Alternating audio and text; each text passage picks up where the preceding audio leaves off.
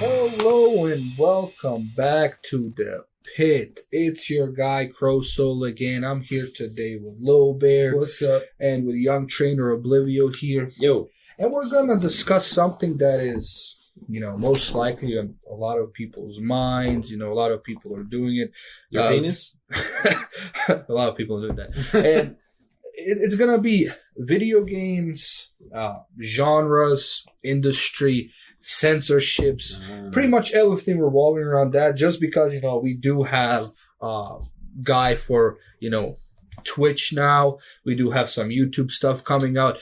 And we just want to discuss primarily, what we think about, video games today compared to, the 8-bit stuff you had, 20 years ago. So I'm going to go ahead and let Lil Bear, talk about his little experience when he was a child, because he was the youngest, so he didn't get to play much. I just want to see his viewpoint. So it was your uncle that played primarily. Hey, that was only one of them, and that was only twice. He's in jail now. Damn you, Melvin. I miss you, Uncle Melvin. Stay safe. Okay, so they're playing the same games with you. Either you play with me. All right, so I was a little kid. I was youngest of my brothers, and so back in the day, whenever I was, maybe 4 or 5, we had the original PlayStation, the PS1. There was beautiful games like Crash Bandicoot and Crash Bash, but also we had the one-player games like Metal Gear Solid. Now, problem with MSG. MGS? What do you mean? Metal Gear Solid's pretty fine. MGS, Metal Gear Solid, yeah. MGS. So, problem with MGS, I might be autistic. That's not the right dyslexic. I think What's it's the dyslexia. What's the difference? Dyslexia is specifically for bald people. Okay, so with the game with Solid Snake in it, it's a one-player game, and my little mind was a little bit too stupid to understand what one player meant. So my brother would, one of my older brothers would play it, and I'd be like, I want to play with you, I want to play, because I want to hang out with my bro and play some games. So what they would do is they would take the second controller, plug it into the memory card slot, and they'd say, you're the bad guys. And, of course, they were new to the game, too, so they kept telling, I'm like, you suck at this game.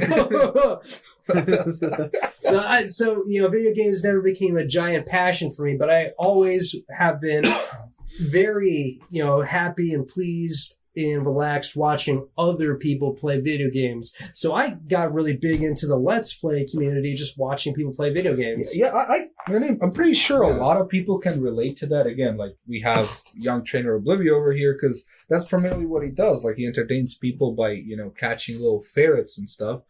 But personally, for me, when I was little, again, I didn't play that much.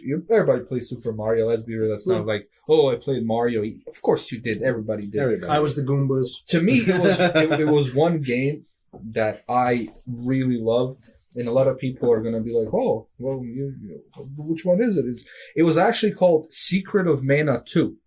Never came out in the US until 2020 as a remake, and they named it Trials of Mana. Right, yeah. So you have to understand when that came out, to me, I was like, there's no way. I mean, that really is a secret, huh? That was something we're talking about. Nobody knew about the game, and all of a sudden, everybody knows about the game, right? To the point where people are actually making challenges. Oh, I'm going to do an impossible one character run on hardcore mode where you die by a tap type of stuff. Right. And it's just something, it gives you that feeling of nostalgia and somewhat melancholy, really, because you're not really that little kid, playing this anymore. You're like a grown-up. But it still hits you the same. Well, that's what nostalgia means in the first place. Nostalgia, the word came from a World War I doctor who was describing a form of homesickness. It's a form of depression that was bad enough to get soldiers out of the fighting arena. Right. So, I mean, when you're experiencing your nostalgia for old games like that, you are feeling a type of sadness. That is true. I mean, think about it. Have you ever replayed, maybe Pokemon Blue, and you'll be like, man, times were different, Yeah, remember. It happens all the time. When I do a lot of challenge runs and stuff like that, I know the game to a science at this point, but aside from just getting that experience of the game, there's always that that moment when you're like, man, I remember when I struggled right here doing this, and now it's, it's a breeze, or I had to do this to get past that, but now I just know how to, boom, bam. The one Pokemon I know about, it was Gold, and I could guess the gym you were struggling against. It was most likely Wendy with Milk Tank, man. Wendy's Milk Tank? Funny story about that. God. I was the one person that didn't struggle against Wendy's Milk Tank. That was a breeze. I actually didn't either. The one that I think was, and they caught me off guard, was it was the last badge, I think. It was like the dragon one. Oh, yeah, Claire. And when the rival catches you in that little cave, right there. I was like, crap, man, everything's dead. Everyone's dead, yeah. And I remember I had a Piplosion. And it's for like, some ungodly reason, walks in on you all, he's in a drunken stupor on the holidays, and you got your pants all the way down because you're just taking a leak, and he just walks in. I got my pants you down my all Uncle the time. Melvin? See, the thing is, like, I got my pants all the time. Like, you come to my house, like, I'm always naked. Right. There's only two options here. You're either gonna come in, or I'm gonna drag you in by the hair. There's nothing else. It's pretty much that. But yeah. Anyways, he caught me off guard, and I remember how I beat him too. He had Feraligatr at that time. And for some ungodly reason, as I was a kid, I had Solar Beam. I hit Solar Beam. And this schmuck does Rain Dance. I'm like, eat this, bro. Blast him. Nice. But yeah, I remember. That was like, and then you go to what is it, like some 4 guys and then the champion? If I remember that correctly. 4 and the champion. Yeah. And he was like the dragon dude, right? He had Lance, the dragon master. 3 dragon guys and Charizard and Gyarados. See, that's the only Pokemon game I played, but I still remember it to this day. Yeah, he was kind of overpowered. It was a little bit shit, especially at that point in the game where you kind of just breezed by everything. Yeah, and he was like level and you 50, hit Lance and you just 58, I think, something like that. No mercy. Thundering, no mercy, hyper beaming. Like it was actually pretty sweet. But again, I got more into fighting games.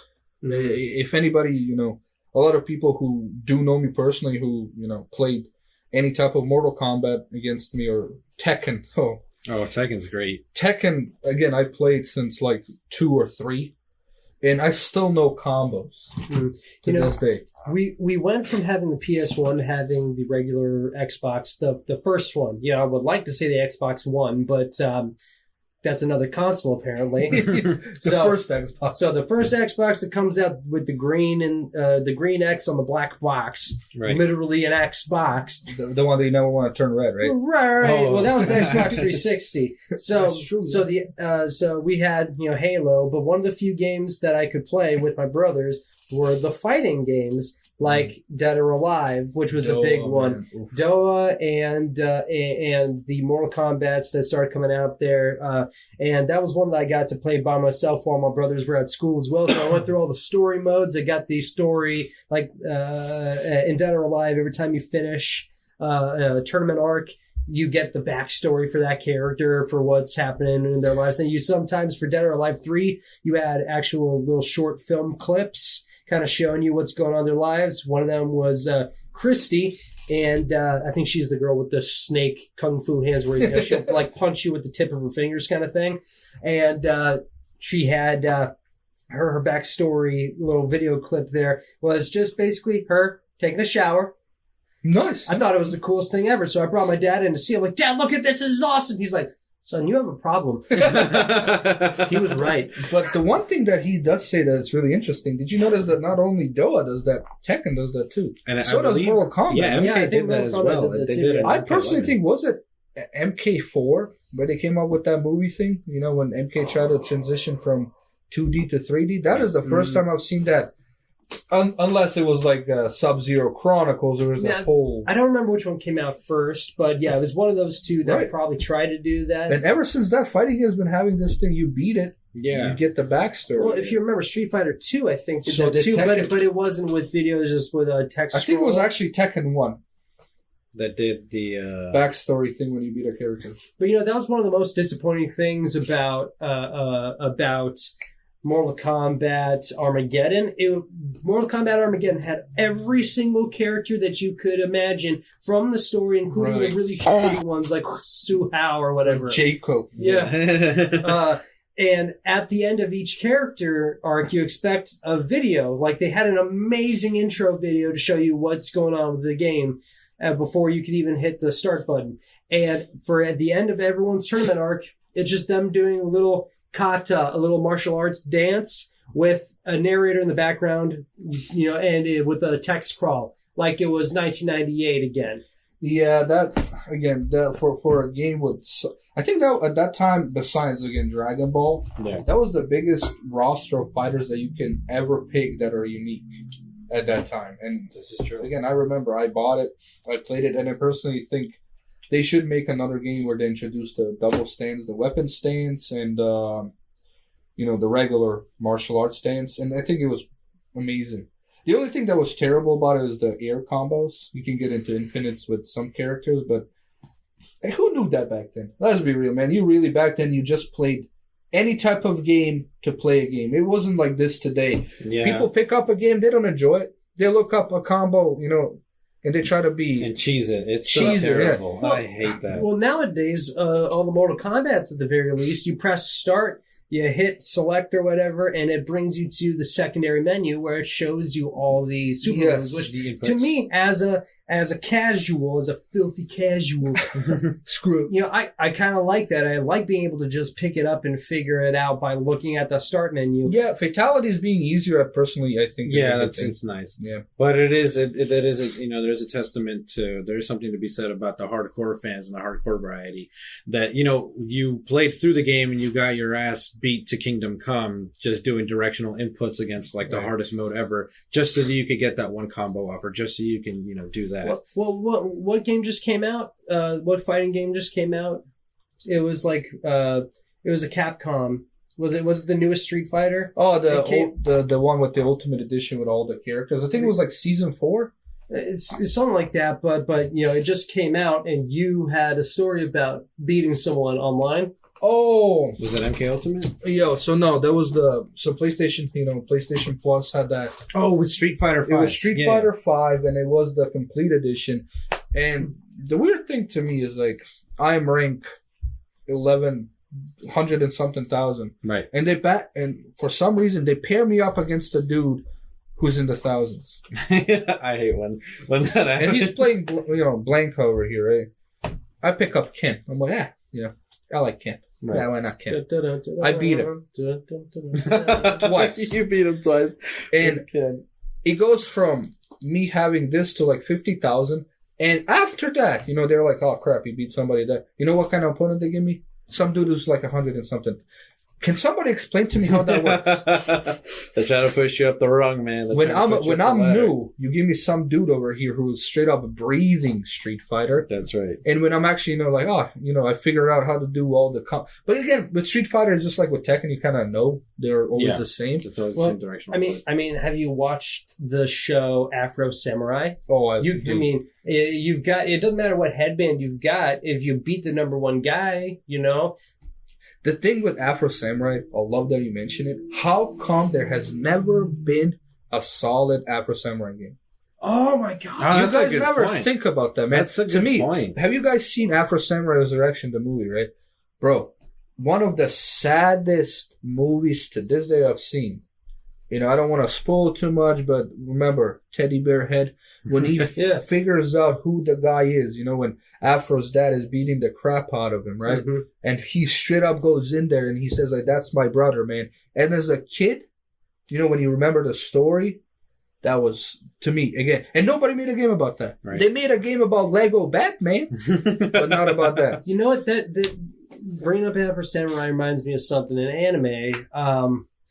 For a long time, Japanese and, of course, Korean animators who do the bulk of the work for most animes, they don't know how to draw black people. Or at least they didn't until Afro Samurai came out. And since then, every single black anime character has looked like the kid version of Afro Samurai. Well, they've gotten better at it. He kind of has a point about that, when you kind of look at the older models. Well, look at the guy from Soul Eater, Sid.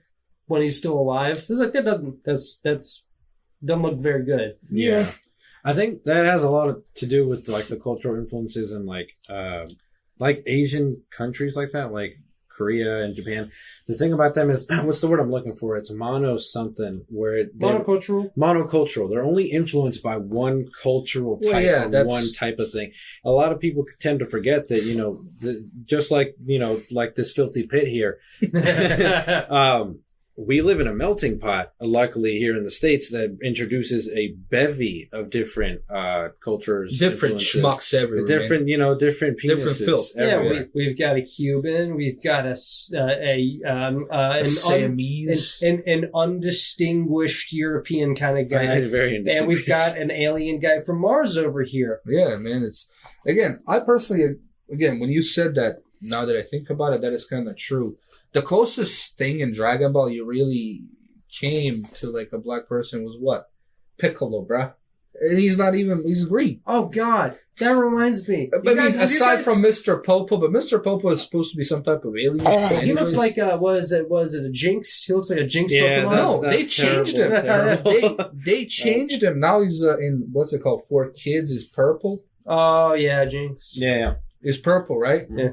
It was, because I'm assuming that Dragon Ball probably received backlash for that same character. But that's kind of dumb, man. Like, as a kid, never did I look at that and be like, oh shit, that is racist. I looked at it, that's Mr. Popo. And I think that conversation that we're having right there, it's a beautiful segue into what's with the cultural shift to just being incredibly, and I mean, come on, let's be honest with ourselves, overtly just sensitive to every little fucking thing under the sun. I agree with that. I mean, think about it. Like, because that's what I'm saying, right? So your target demographic, for example, for that TV show, that animated TV show, whatever, is a child, right? Right. When in the is a child looking at this specific character and thinking, oh, wow, that dude's blackfacing. What a racist guy. Like, that is actually true. I mean, that does not cross the minds of any sane human being. What? Nada, did you ever watch Pokemon and think like Jinx is blackfacing? No, I didn't. It was like, oh, cool, that's a cool ice type. It looks like a pop star. That's what the fuck it was meant to look like. You know what I always thought? I always paired Jinx with Electabuzz and Magmar. Yeah, I'm like, they were all like the there's fire, there's electricity, now this is like a nice one. That's pretty sweet. And none of them originally evolved. So it was like, this is the same thing. That's how I never did it. Again, that thing what they used to like, honestly, as a kid. Yeah, because Pokemon Company and Nintendo received a lot of backlash for Jinx when, I mean, even today when you watch anything, personally, right? I don't watch a show and try to nitpick what is racist at it.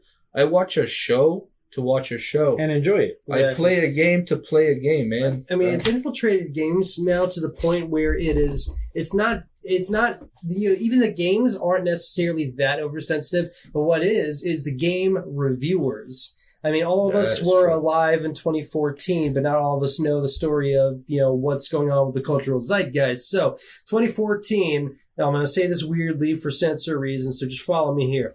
Gamer ... Gate happens.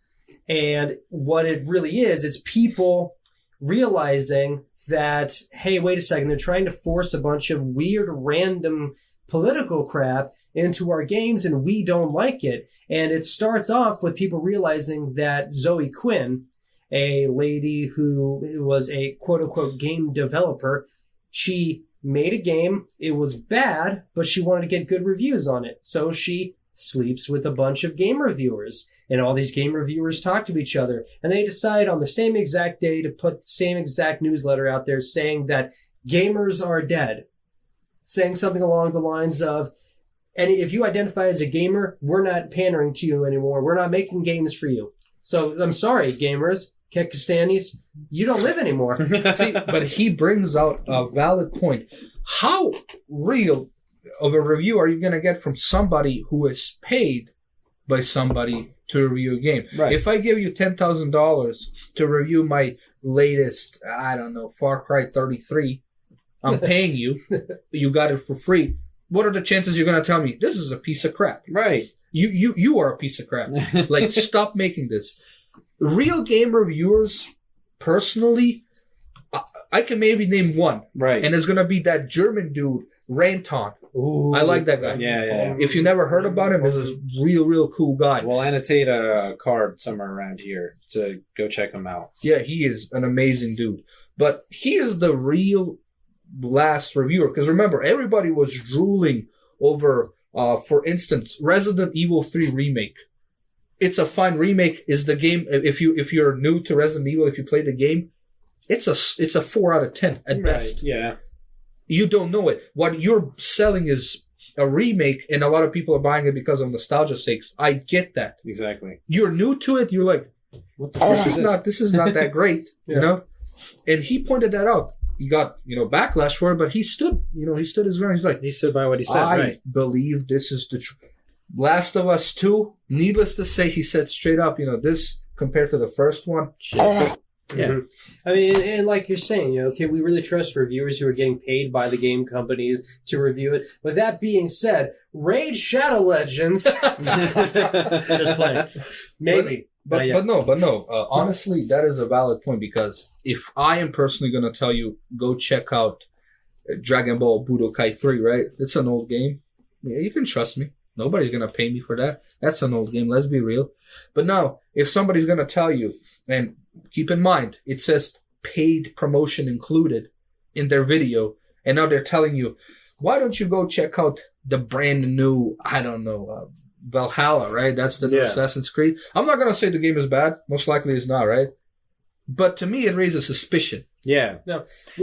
I think you just got to question the validity of what they're saying. Because I think with a lot of reviews, you kind of have to break it down, take it out of context, unpack the whole box, and kind of just assess everything on its own. If you really want an honest review on what a game is, well, first of all, this is going to sound kind of dumb, but play the game. Yeah, play the game. I mean, if you're going to get stuff, all right, you're going to get the best review and the best everything, memories, whatever, from playing through the game. But not only that, you'll have your own bias and standpoint to look in reference to whatever this reviewer or this gamer is saying, right? So when they're saying, the graphics are a huge jump from blah, blah, blah, blah, blah, right? Then you'll just be like, okay, well, I look at this game, I look at the game. Okay, yeah, the graphics are better. But then when they're going on to say, the story's, 10 out of 10, magnificent, and then you're just sitting there like, no, the fuck it isn't. It's just a copy paste from whatever game they had in the past. And as great of a point as that is, the point of these reviews is to get people the information on whether or not they should spend their money on this first. And that is crucial. Yeah. And that's something that seems to have fallen by the wayside for a lot of these reviewers. I mean, back in the day,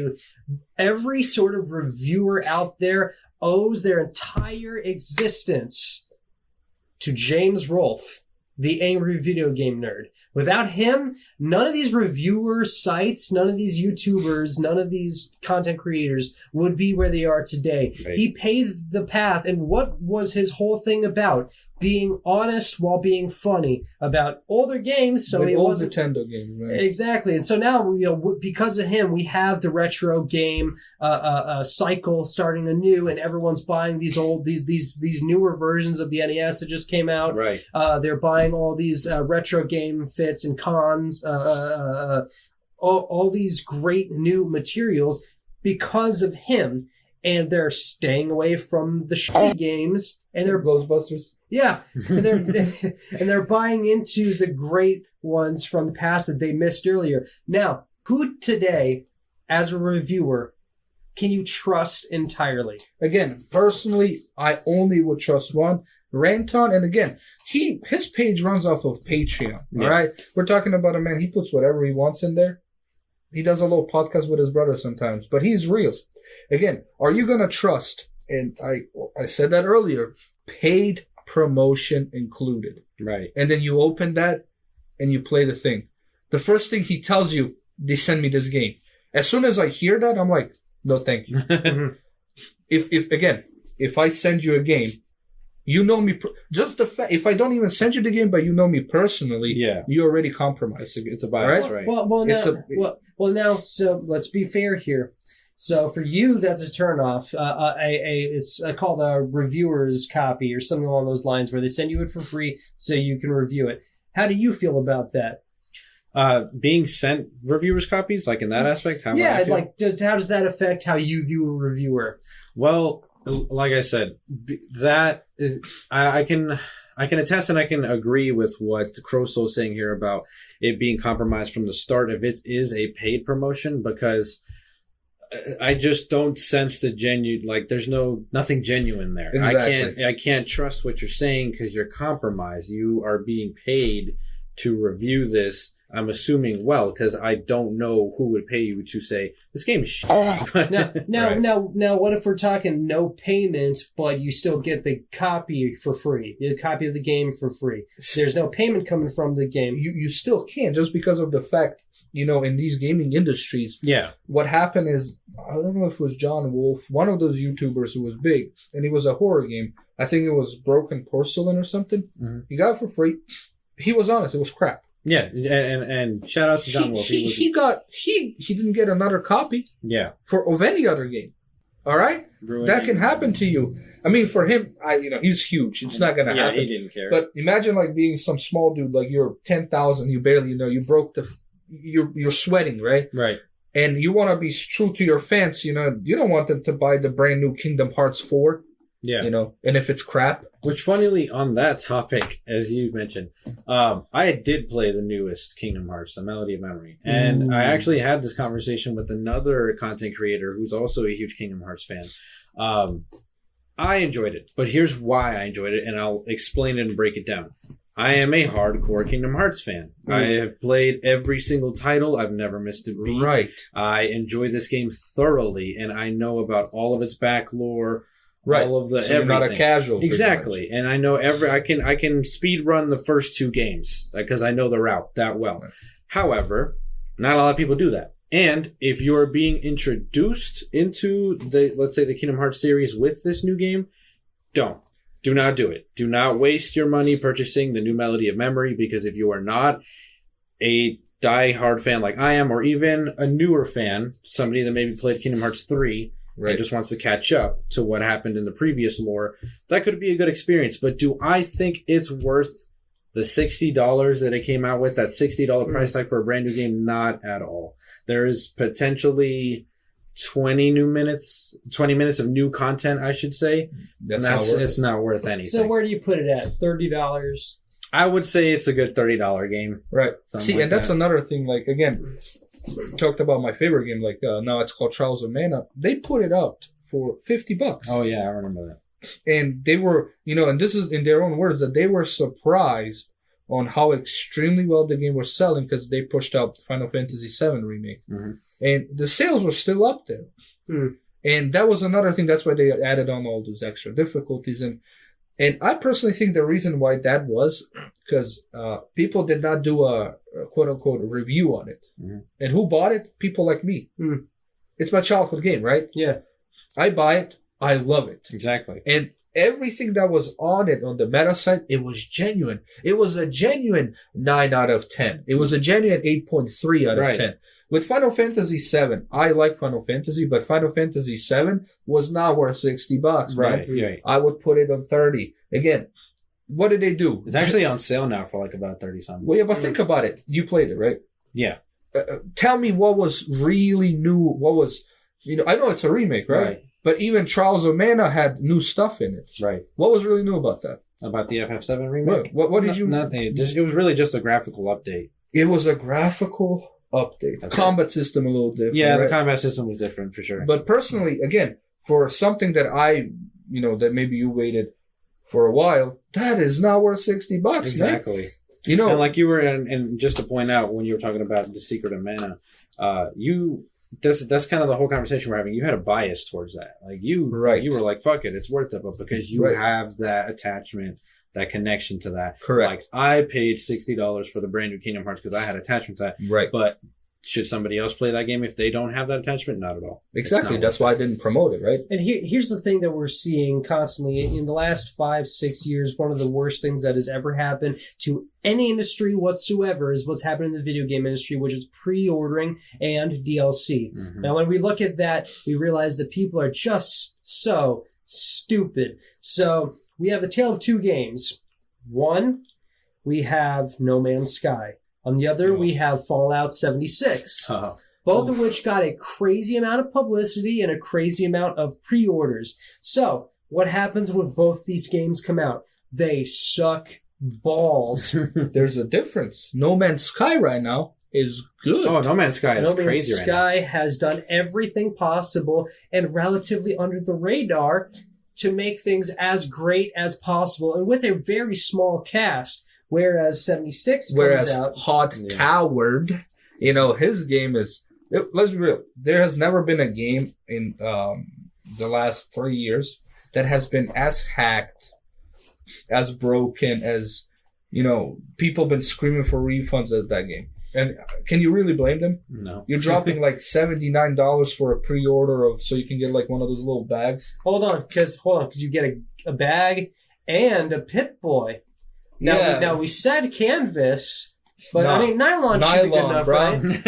Right? That should be good enough. You can get yourself, make one of a poncho, dog.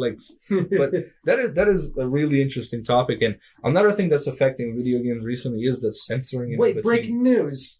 You can also spend an extra $50 and you can get yourself a Nuka-Cola bottle made out of tinted glass. Wait, just kidding. It's a plastic shell for regular bottles. It was straight up plastic, man. That's insane. It was just a snap-together shell. And you try to take it off so you can put it on other bottles. Nope. And because the shell is too big for the bottles, if you try to pour anything out of it, namely the drink that came in it, it just got in the shell. Right. But again, just like anything else, we talked about YouTube before, the video game industry, either he likes to admit it or not, is falling victim to this censorship, to this, pointing fingers type of shit. Yeah. We're talking to the point where, when people were playing Witcher, some people were complaining, and this is really, to me, oh, it's Poland, 12th century. Why is there only white dudes here? It's racismist. Right? And then, again, you meet the Nilfgaards, and you find out there's not only white dudes here. The problem is that you played 3 minutes of the game, and you wanted to just complain. People who do these types of things, to me personally, are simps, betas, losers. Again, if I am bothered by something, you know what I do? If it's out there, I don't look at it. Or I walk away from it, do the adult thing. Yeah, don't let it bother you. So what are you guys going to think about a fuck you shout out today? How about we get a fuck you shout out to all the fake goddamn video game promotions out there? Fuck you for telling me spending $60 or some piece of crap like Far Cry 6. That's right. You stop using your genitals to get good publicity, for God's sakes. That's right. Just stop using your genitals in general, We don't need more of you around here. Yeah. I mean, you're kind of right. Stop breathing, bruh. Well, I can't say that, but just be careful. Please wear a condom. Coat hangers won't do the job anymore. Just stop. Golly. But seriously, f*** you to all of the gaming industry that's falling absolute prey to the hands of they this even sexualized shift. Crash Bandicoot, bro. How do you do that? Well, to be fair, well, to be fair, he is a hentai protagonist. And to be fair, Uncle Melvin is listening to this, and he is very, very turned on right now. Love you, Uncle Melvin. Peace out, guys.